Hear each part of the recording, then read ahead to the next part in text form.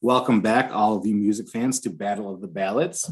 I know you might just see myself and the studly Gregory right now, but Joseph will be joining us shortly. He is on some dad duty right now. So, uh, Greg, when I posted this year, I know that we weren't too hyped up for it, but we got a lot of responses on a lot of tracks and some tracks that I forgot about, from the folks on Facebook. Yeah, there was a lot of responses, but let's not hear them. I actually forgot some of these came out that year because this list, I will admit, that I came up with this year was my shortest list even before the responses came, and then it shorted even more. Like I didn't even make a page on this year. But I was reminded of some songs that came out, and it was actually kind of nice because I went back and listened to them. Sherry Nutter Timothy, who chimes in every week, she said she'd have to go with she said Gaga released the Fame album and it was spectacular. Taylor Swift released Fearless. Beyonce had several tracks at the top 100. And The Climb by Miley was also a great track that showed her real talent and not just Hannah Montana. But she ultimately went with Flyleaf with her favorite. She didn't list the tracks. I think it might be that whole album. Kelly Susie finally had some REM to give us back. So she gave us Until the Day is Done, REM live at the Olympia. Carter Jackson gave us the 21st Century Breakdown album in its entirety from Green Day. Big Green Day fan there. So it's funny. Carter jumps on the years where there's a Green Day dimension, just like Kelly jumps on with there's REM dimension. Jessica Sniateki gave us Need You Now from Lady A and Empire State of Mind from Jay-Z with Alicia Keys. And our guy Tim Carter, he said the sleeper hit of 2009 was hands down Bulletproof by LaRue. Fantastically underrated song. And I'm going to be completely honest, I forgot all about that song. And then when he mentioned it, I listened to it probably 75 times in the last week. I love that song. And then we got slappers and bops like Down by Jay Sean, What You Say by Jason Derulo, and Sweet Disposition by The Temper Trap. And I hate myself for doing that Jason Derulo, but it had to be done. He said, my college days were filled with ridiculously overplayed hits, but some seriously good stuff that stuck with me. Corey Banker, who is seriously rocking some amazing 3D printed suits right now. Just check him out online. He said Bulletproof was amazing. Going to make my list as well. So we're going to come back to him because that was a reply to Tim. Friend of the show, Ellen Sadler. She said this was the year she graduated high school, which made me feel old because I taught her in college. She said Till Summer Comes Around from Keith Urban, Bad Romance from Lady Gaga, Sweet Dreams from Beyonce, What You Say from, she did the Jason Derulo very well and very long. Yeah. Need You Now from Lady A, Break Your Heart from Tyler Cruz, Toes from Zach Brown Band, Falling for You from Colby Calais, Right Round from Flo Rida, Runaway from Love and Theft. I looked it up. That's a country song. And shout out to the Princess and the Frog soundtrack. And Ellen, I second that because that is my favorite Disney movie and Zoe's favorite Disney movie as well, besides Lilo and Stitch. Shout out to the Princess and the Frog and Tiana right there. Raina Stagger, I think this might be her second reply to the show. She said, My Life Would Suck Without You from Kelly Clarkson, Day and Night from Kid Cudi, TikTok from Kesha, Fireflies from Owl City, Boom Boom Pow from Black Eyed Peas, Don't Trust Me from 303, Womanizer from Britney, and Gives You Hell from the All-American Rejects. Carrie Steinus, who handles many important things in my life, gave us Monster from Skillet. And to be honest, Skillet's a band I forgot all about, but there are some tracks I enjoy. Paul Brenner, who found a bunch of scorpions in his shirt this week, said not the best year in music. Guess I'd have to give it to Lady Gaga that year. From what I hear, the scorpion problem has been resolved, but check it out if you want more info on that one. Justin Zane gave us Listomania from Phoenix and 1901. He said a 2-song run to start off Wolfgang Amadeus Phoenix. I actually really enjoyed Phoenix for that 1 year, and then I bought the album and didn't enjoy Phoenix nearly as much. 30 Seconds to Mars, This Is War, Passion Pit, The Reeling and Sleepyhead, Silver Sun Pickups, Panic Switch, great song. Temper Trap, Sweet Disposition, I still rock this in my car often. Mumford & Sons, Little Lion Man, Muse, Uprising, the Yeah Yeah Yeah Zero, and Kid Cudi, MGMT, Pursuit of Happiness. He said only to mention Kid Cudi before Dan talks 10 minutes about him. Thanks for stealing my TED Talk because big Cudi fan. Dan Askey gave us Smoking in the Boys Room from Brownsville Station.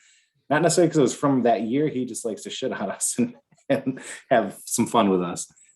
Corey Banker gave us Bulletproof and In for the Kill from LaRue. Already Gone from Kelly Clarkson. You Found Me from The Fray. Heartless from Kanye. Use Somebody from Kings Leon, and no list would be complete without his queen Mariah Carey with Obsessed. And he also gave some love to a local artist, Joe Bonamassa, who came out with a live album from Royal Albert Hall, which is absolutely amazing. He recommends that everybody checks it out. And he also recommends the She-Wolf video from Shakira.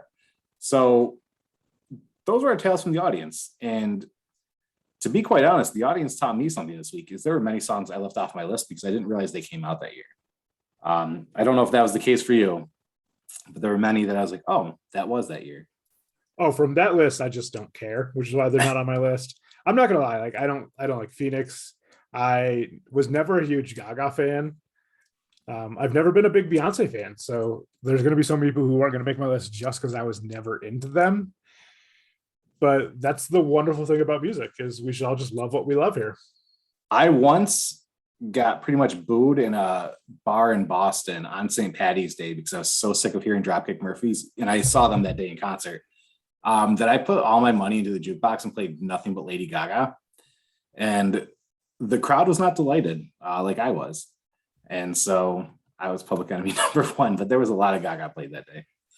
So I was out Saturday night and I had to take over the jukebox because there was a bunch of kids who were just controlling it with country music. And I let them do it for about a half an hour, and then I took over. And then once they left, a bunch of metal kids that had just come from the Tech Nine concert showed up.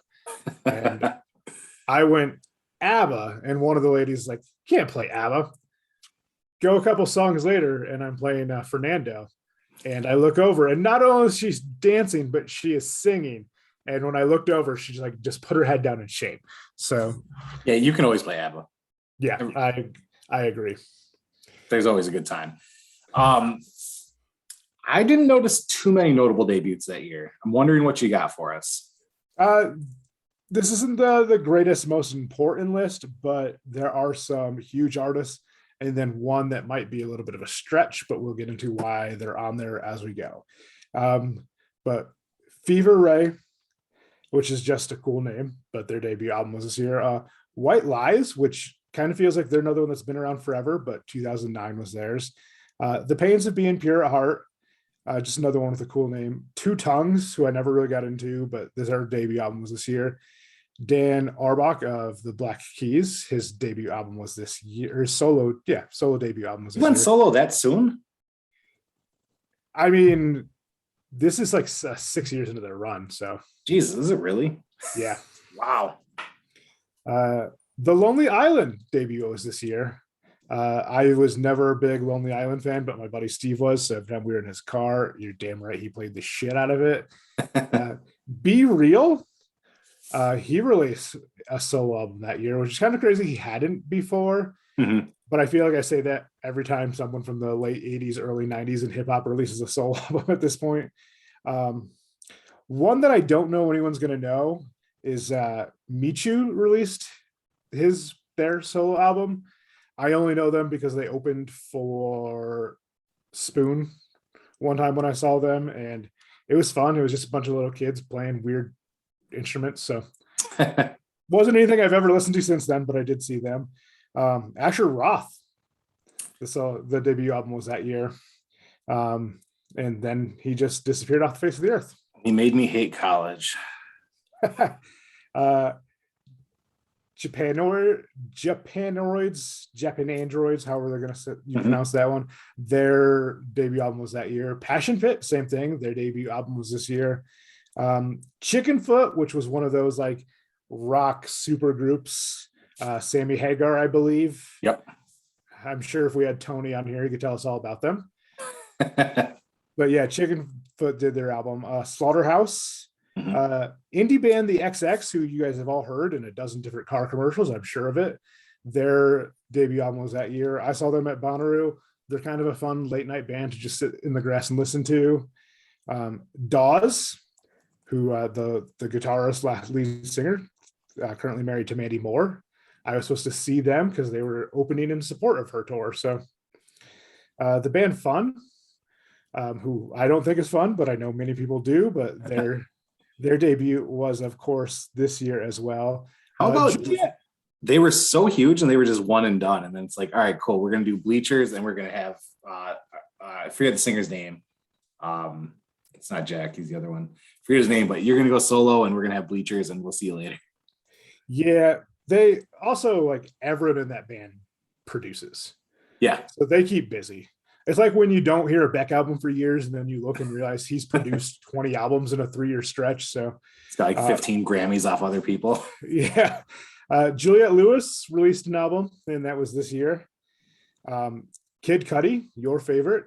So that's a big notable debut that year for you. Selena Gomez in the Scene, which that one's especially important because if you're not watching Only Murders in This Building, like you're missing out. Like Julian Casablancas, he had his debut solo album this year as well. Wale, the rapper, giant wrestling fan, big supporter of the New Day. Adam Lambert. So just so I can mention that Your American Idol debut, so people can still alive about it. One of the biggest hip hop debuts probably in the last 20 years would be Tyler the Creator's Goblin. Yeah, was this year, and this one is, I guess, not the stretch I was talking about, but this could be a stretch too because it was like a mixtape, and I've avoided mixtapes and like street releases before, but this one just felt like there's a reason he just won the Rock the Bell award for like innovative and pushing the culture in hip hop. Like he started that though. He started the whole credibility through the mixtape. I don't need to prove myself to a label. I don't need to do any of this. And then Chance the Rapper came around. We got J. Cole, Kendrick Lamar, all because of that type of entrance. Yeah, and say what you will about especially like early Odd Future and how crass it was. Mm-hmm. They were making music to be seen and heard. Yep. And I mean, Tyler, Earl, like it's insane. I mean, Frank Ocean, the talent that was around there, and even the talent that didn't, like I loved Domo Genis in those early like Odd Future albums, and like he never broke out like some of the other guys, and he probably should have. So big important debut, even though I think Goblin as an album isn't great, Tyler becomes great in the future. Well, also charted. It was a mixtape that charted, and that's a big deal because I mean Drake came out, I think it was Houston, Atlanta, Vegas that year, because his mixtapes kind of got him there, but they never charted. And then Tyler's like, "Hey, hold my beer," and just takes it. And I mean, it's such a slept on tale that I don't think people realize just how hard the hustle was to get there. And I know a number of people who one of their like pride and joys of the last few years has been able to get a bootleg copy of Goblin on vinyl because it didn't get a vinyl release. So great for Tyler. And the one I've stretched a little bit, and it gets kind of complicated, is Frank Turner released what is really his third album, but it's hard to tell if this was the first one that was released in the US or not. The second one, Love and Ire, may have also been released in the US, but I don't know if it was released in the US till years later, because he's on Epital Records here in the States, but he definitely wasn't for the first one, and I think he signed later for the second one. So I left it off last year and made it for this year. And well, due to the lack of songs I love, it's probably a good thing I gave myself 2 Frank Turner albums to choose from. I am wearing the Frank Turner shirt.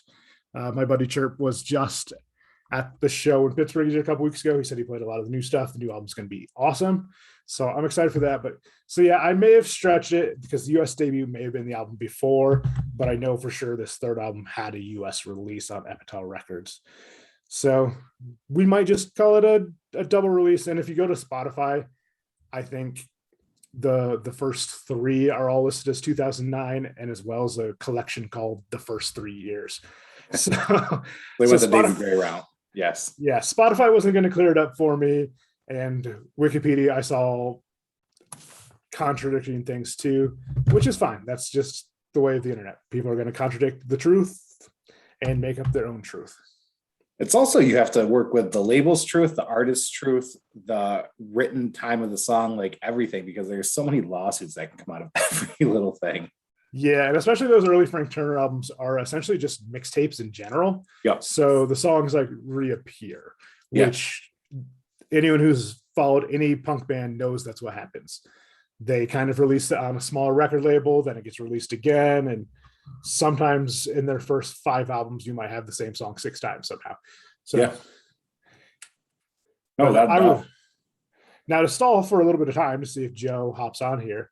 I was wondering as we approach the end of the year, if we wanted to do, and I obviously would love to hear some comments about this, if you guys would love to hear us do like an end of the year. Obviously, we wouldn't do just songs, but hey, let's do our favorite movies, television shows, and albums of the year, since we don't really we touch upon albums, but we don't get too in-depth albums. So if you guys would like us to do maybe just a special end of the year thing, I know I will be covering all of that in cool points with different special end of the year stuff, but it's played out, but there's a reason everyone does it every year because people are interested in it. So I would love to hear from you folks, the viewers / listeners, if you guys would like to hear us cover things. Dan's best of the year will be very, very short because he hates everything, but but that doesn't mean you shouldn't like and subscribe just so you can hear everything I hate. Now, Gregory, are we doing 2010 next week, or are we doing the best of the 2000s thus far next week? The best of the 2000s. All right, so folks, you're going to have a poll to answer because we need to figure out our best song of the 2000s. We may listen to you. We probably won't, but it's going to be a good time. And you need to pick our best song of the 2000s to move forward. Yeah, as a refresher for those who may have forgotten as they've been following along, or for those who've joined us later in the thing, we did 84 to 89 was our 80s, and then we did 90 to 99 was our 90s. So 2000 to 2009 will be what we're covering here. Yes. It's going to be a lot to take in. We're going to have a lot of stuff up, and we'll see where it goes. So that will be what's posted on Friday morning as opposed to your favorite 2010 songs. So it's going to give you a couple weeks to really catch up and dive into 2010 and see what you got. Now, Gregory, I'm curious. What's that? I was going to say, and in theory, it gives us a couple weeks to compile our 2010 list, but we will all wait until right before, I'm sure of it. Now, I'm curious about your 2009 list. I know mine was short. I know Joseph's was short. I'm curious to see what made yours. Yeah, mine was short-ish. I definitely didn't go as short as the two of you, and I didn't go as long as the others. The thing about 2009 is I didn't love the year as a whole, but as we're going to go through, there are some artists I love that released music this year. The first one being Ben Queller had an album this year, and it opens with Gypsy Rose, which is a song I absolutely love, and that would be my opening track of the year, Gypsy Rose from Ben Queller. Also off that album, Sawdust Man.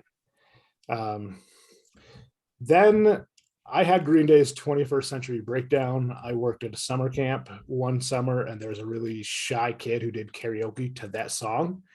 And it was like his coming out of his shell. And so that song just makes the list just for that song in general.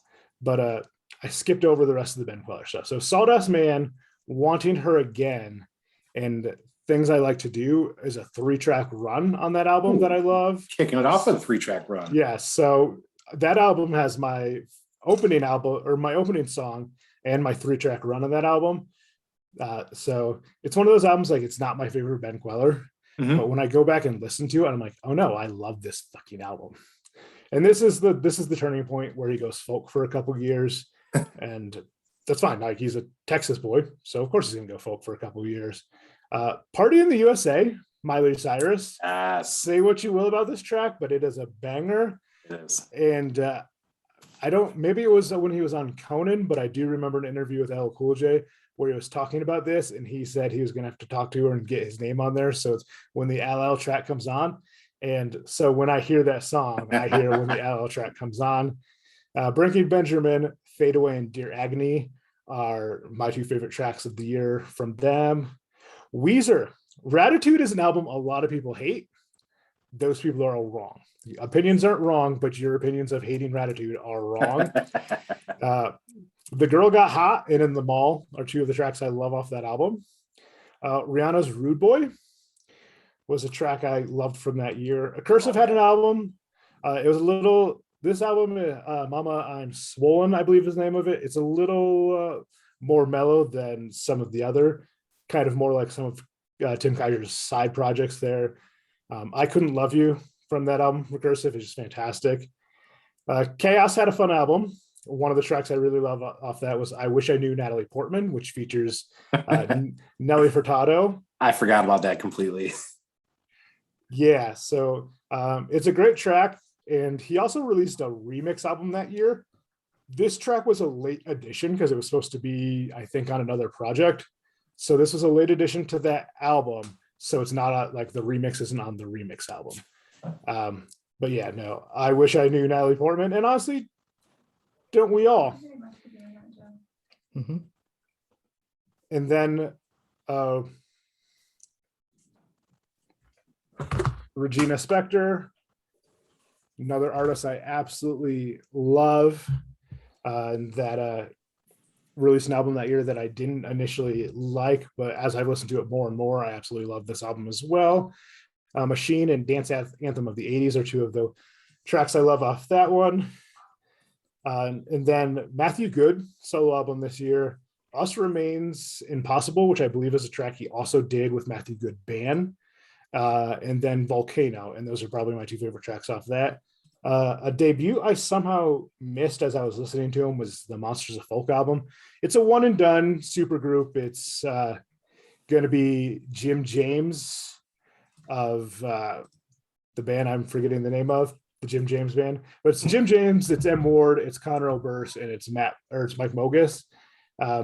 Really, really love this album. Sad I forgot to list it in my debuts, but Say Please and Whole Lot of Losing is a 2-track run.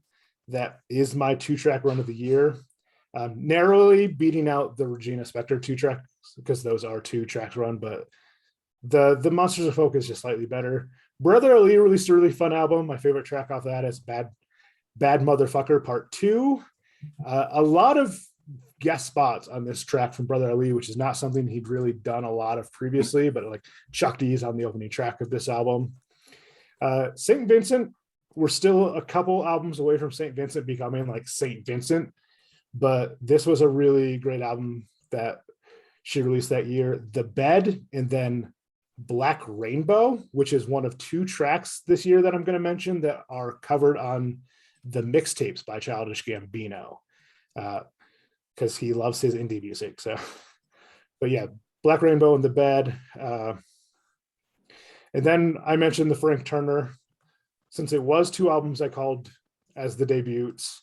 The Road, Long Live the Queen, Reasons Not to Be an Idiot are all tracks I absolutely love. I mean, they're from his early stuff. He's still playing them at shows today.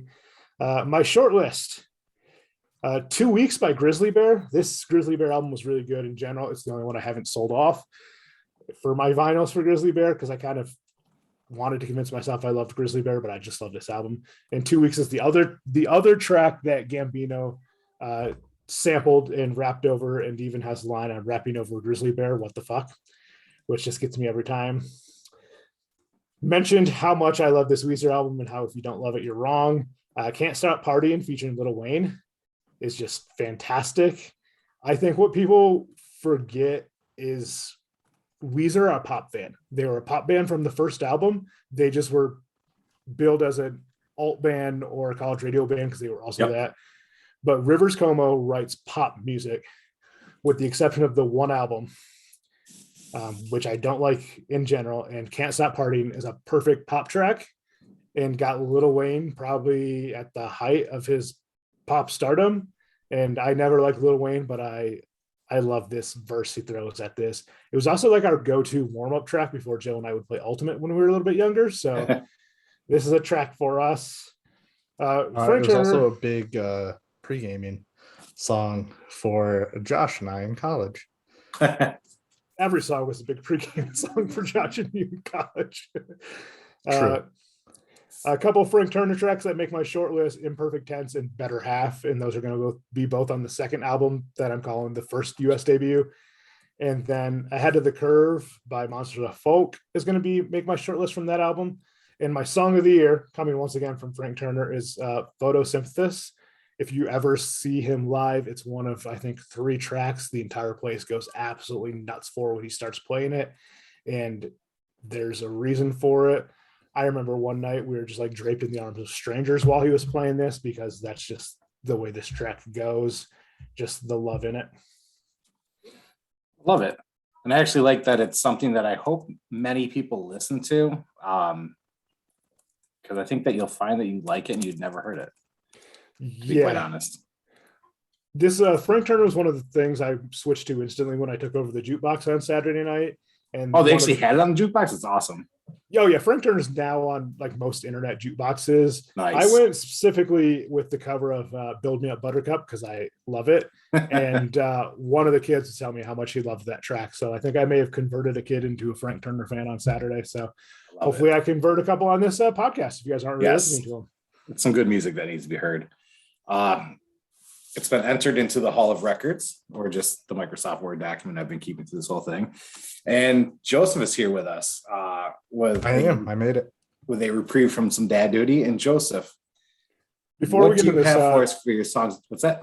Before Joe gets in, I threw out the idea, Joe, of us doing a special like end of the year where we cover our favorite movies, albums, and television shows of the year to ask the fans if they were interested in watching that. So. And hopefully bath time went without tears. Yeah, it was good, actually. Good. So Olivia Rodrigo is my answer to everything you just said, Greg. So 2021's done for me. Now we'll definitely be doing that. Joseph, what's your list looking like, my friend? Actually, before I get to that, let me close the office door. There's definitely some things I don't want to have to explain to Ani when she asks what they are. I kind of want to know those stories, and I'm hoping they come out.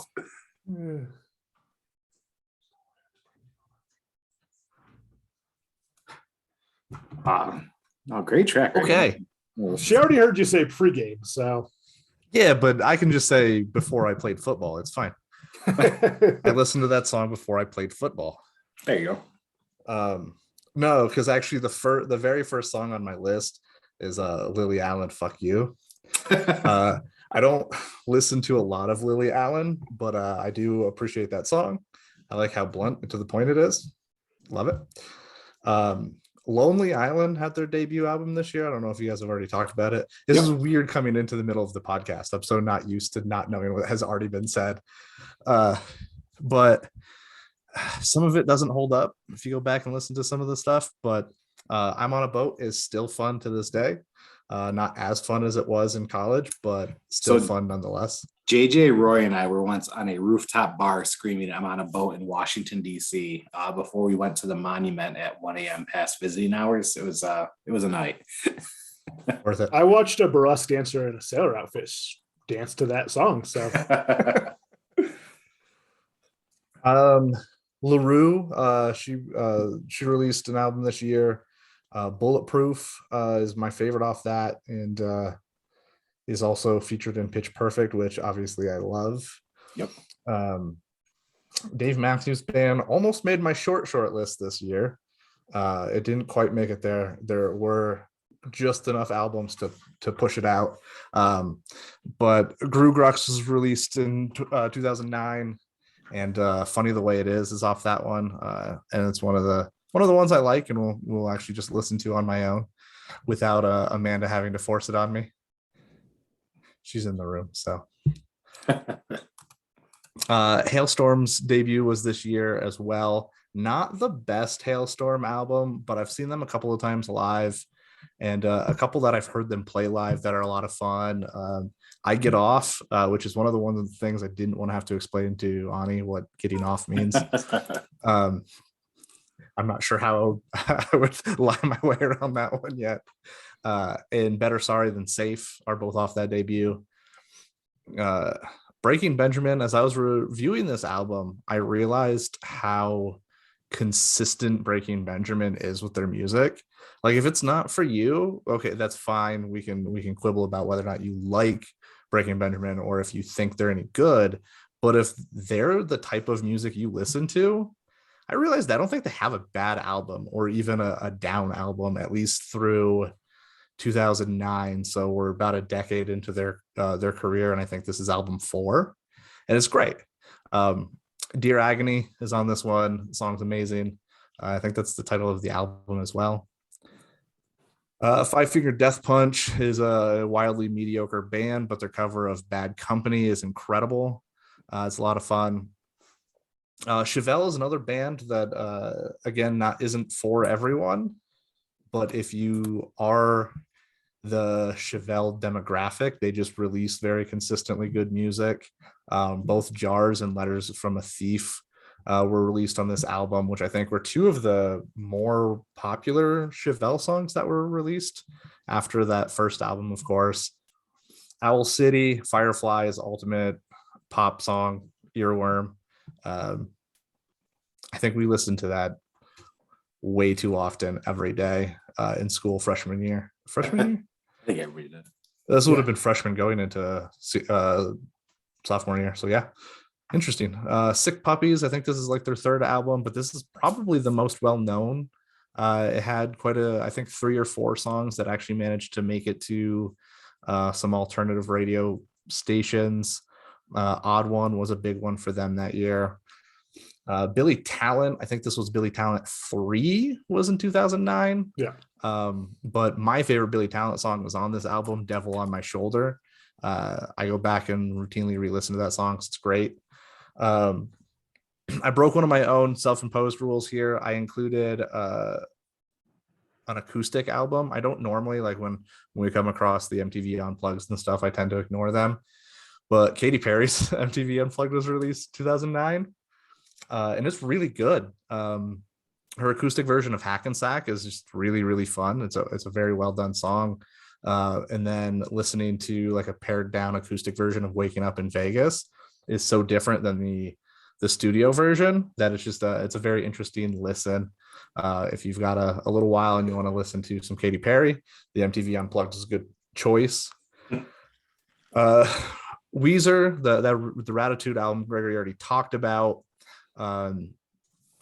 Can't Stop Partying, Tripping Down the Freeway, and I'm Your Daddy are all just like go to upbeat in the car, singing along, getting ready for work kind of thing, which I always love. And that's kind of my list. So moving into like my short list, my top 3 and my number 1. It's another one from Sick Puppies. You're Going Down is probably the one that was most well known from that album. Was kind of what put them on the map for me and was probably the biggest reason why we ended up going seeing them. I think it was the next year, 2010 is when we ended up seeing them live. Nice.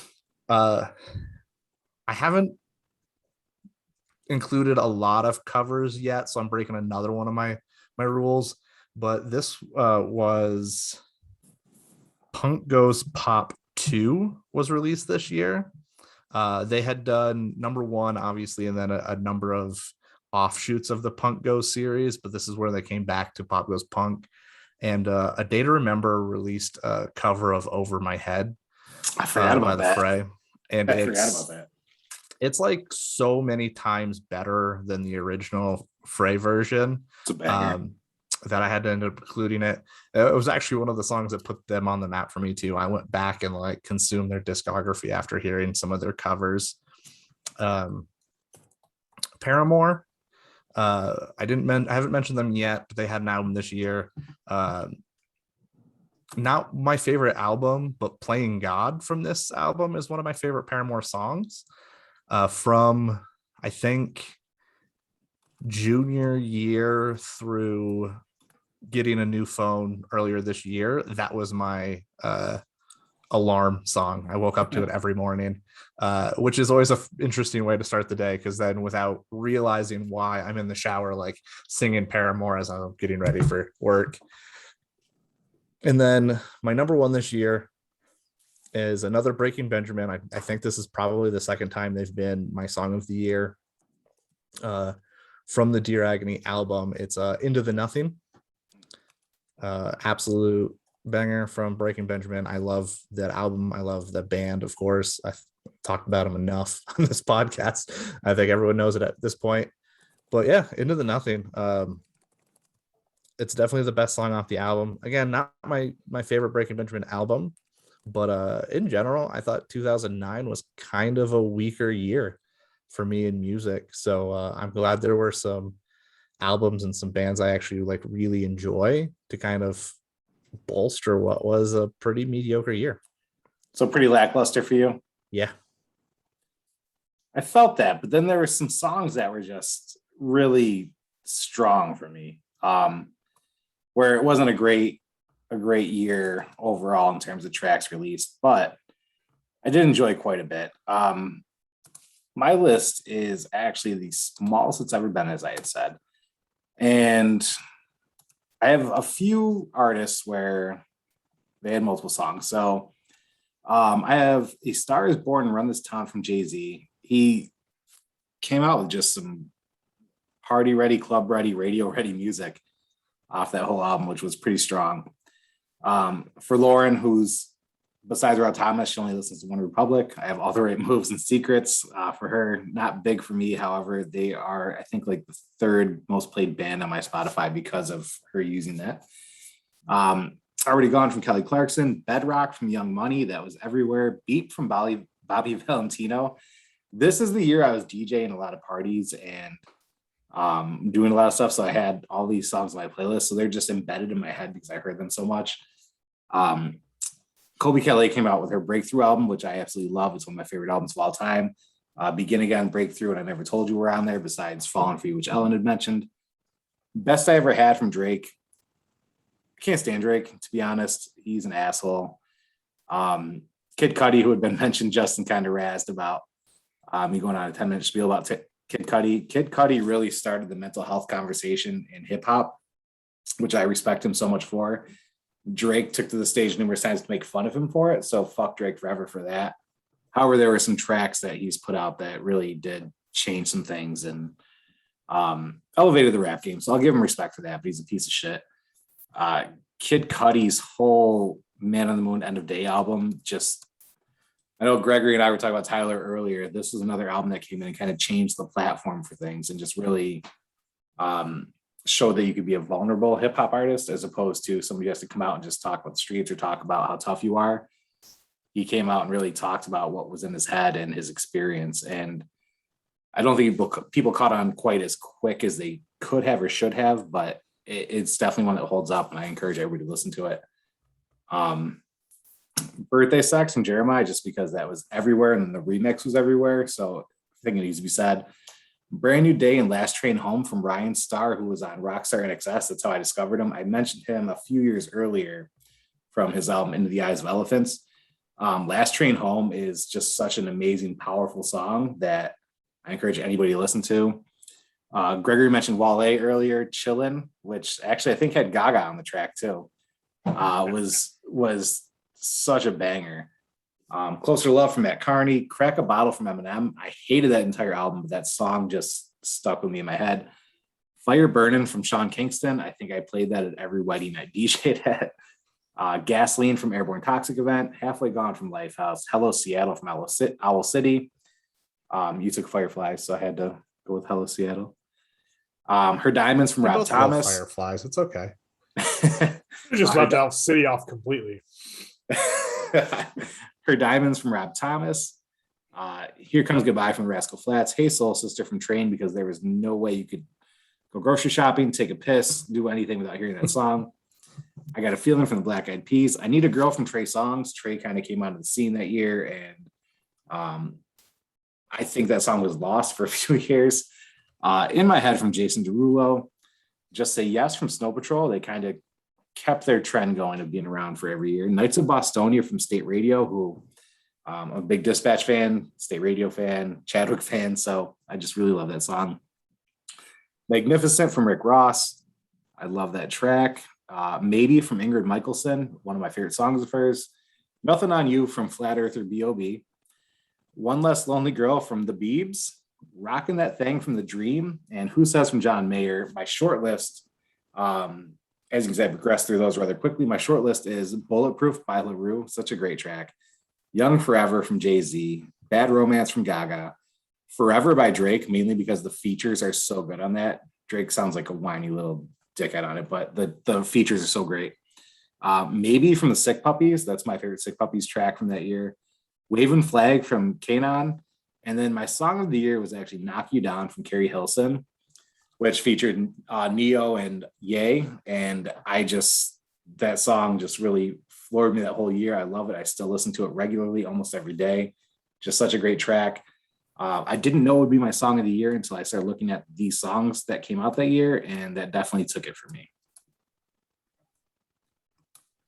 And that's my 2009. Nice.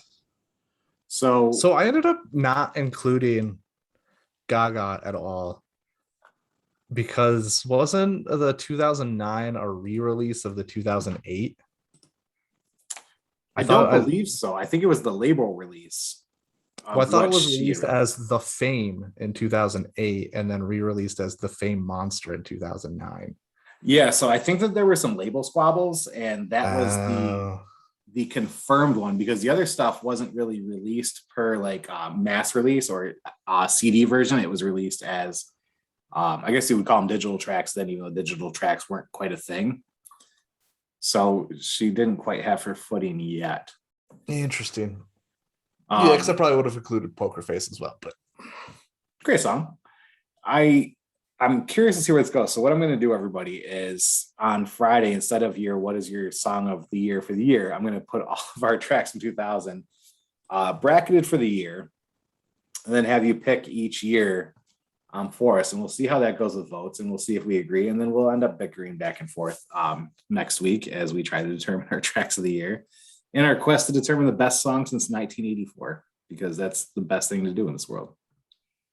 Yeah. Speaking of Quabble, Joe and I had a disagreement of where the like, subscribe, follow buttons were. And I was convinced there was one at the top of the screen, and we were both right. So like on the actual YouTube layout, they're not on like the video, but a lot of the different services put them there. Like so I know like Top 10 Nerd, they've got a subscribe button on the top. What Culture has a follow button somewhere on their like thing. So yes and no. Some of the video sites do have the buttons on the screen as well. So what you're saying is there are many ways to just interact and link with us and connect with us, as everybody should. Gregory, like, give us a call. Like, just call us up. Give me a call. We should start a call-in show. Gregory, any plugs for the week, my friend? Yeah, I still need folks to email me podcast topic ideas, because I'll be starting to record this podcast. I'll actually record it live, so maybe one day I'll incorporate a caller, but it'll be like random mornings when I get off my overnight shift. I'll just go live with the topics. So Gregory Scott Dilcox at gmail.com. I'll put it in the comments once again. I was delayed with putting it last time, but yeah, it'll be there in the comments. Send me a topic. Greek. A story idea. If you want me to talk about Greek, I'll tell you what I think the show should have been, and Dan will hate it. I do need to hear this now. So Greek is my first one. I'll even call him. Okay. Well, now I've got time to think about it. So Joseph, any plugs, my friend? No. Nice. No. The cold season is upon us in many parts of the country. My plug isn't necessarily a group or organization, but if you have it in you or in your closets, please find out if any kids need winter coats. Donate them. There are many, Amazon, Walmart, they have different things up where you can get free winter coats for kids if you use different codes, things like that. Look for that sort of stuff. Just know that we're at the time of year now where people are shivering and hungry, and if you can help in any way in your community, put it on the local, whatever your group is in your area, on social media or whatever local, church or library or whoever is helping people in your area. Reach out, see what you can do. If it's something that's in your closet that costs you nothing, let it go to a good cause. I'm dropping off bins of clothing this week. I just ordered some coats, got book bags, school supplies. That doesn't make me a hero. I was able to use resources to get these for people, to allocate them to people who needed them. It's really not as hard as it sounds, and it takes all 5 minutes, and it can make a world of difference for somebody's life. So just if you have something to give somebody in the seasons of cold, more so now than ever, just make the effort. So not a shout out to anybody except for you, the heroes, who I know will take heed with this and follow through and make somebody smile and warm. And if you're in an area where that is a need, please contact me or any of us, and they will let me know. I will gladly buy coats, blankets, whatever, and send them your way. So let us know. because that's very important to me that people have what they need in these harsh weather conditions. Also, and if you can, always give to charities that are going to give directly to the people. Yes. I know not in every area that's easy. Joe and I grew up in a town that basically only had a Salvation Army. And of course, at the time, none of us knew like where the Salvation money was actually donating its causes to, what they believed in. But like, it was something that you could give to people. So if that's all you've got in your area, like, yes, give out any way you can. But yeah, the way Dan's talking about getting coats directly towards people, angel trees, so kids get actual like toys that they're looking at. There's so many wonderful resources out there. So look, contact your local community center, see what they've got going on. Yep. And if you want to make a little kid in New York smile, Pops for Patients New York is accepting donations at all times. And if you want to make a little kid across the globe smile, Pops for Patients is always accepting donations. Reach out. We have both branches. We're good. We have many across the globe. Reach out, and we just want to send some love to everybody. So thank you for tuning in. Now you all have some homework to do, because we're going to give you all our songs and you got to figure out, what do you like best out of our choices? And you're going to say, why the fuck are these the choices? And it's because these three gentlemen came up with them. So you're welcome and thank you. When we posted the 90s in the media group that Gregory and I are both part of, that was actually one of the comments somewhere was, of all the music in the 90s, these are the ones you picked. Yeah. These are the ones we picked. And it is what it is. And it's what we got. Be more of a wet blanket. You may not agree with them all, but I do encourage you, if you're like, why is this on there? And you've never heard the song, please listen to it. That's the point of this too, is we're introducing new music to people where it may not be new music, but it might be new to you and you may enjoy it. Gregory and Joseph have both introduced me to music that I had not heard. Ellen has introduced me to some country shit that I would never listen to, that I'm like, I could pop with this. So also not with everything on our list, but we do explain why we pick up the songs of the year. So we do. And there's a lot of love to be had with any song that you can connect with. So our goal in this time of just pure shittiness over the last couple of years was to talk music, join each other from afar, and introduce people to other music they may not have heard, while also just having some fun. So let's have some fun with this. Roast our songs, pick your songs, but please don't tell us what we should have picked instead, because that doesn't help our list or change the rankings that we have. So let us know what you think and continue to follow us, like us. I noticed that our hours have gone up, our subscribers have gone up. It's awesome to see. I love it. I love getting a text message when occasionally I get called to a meeting on a Wednesday morning, so I release our video later. Yes, it's coming. Thank you for wondering. And I appreciate that, because it shows that you care and that you're listening. And I've heard that whole work crews are listening to us. So gentlemen, what started as this little text message one night between Gregory and I is just really grown. And I love that for us. Also, I'm not a hero is exactly something a hero would say.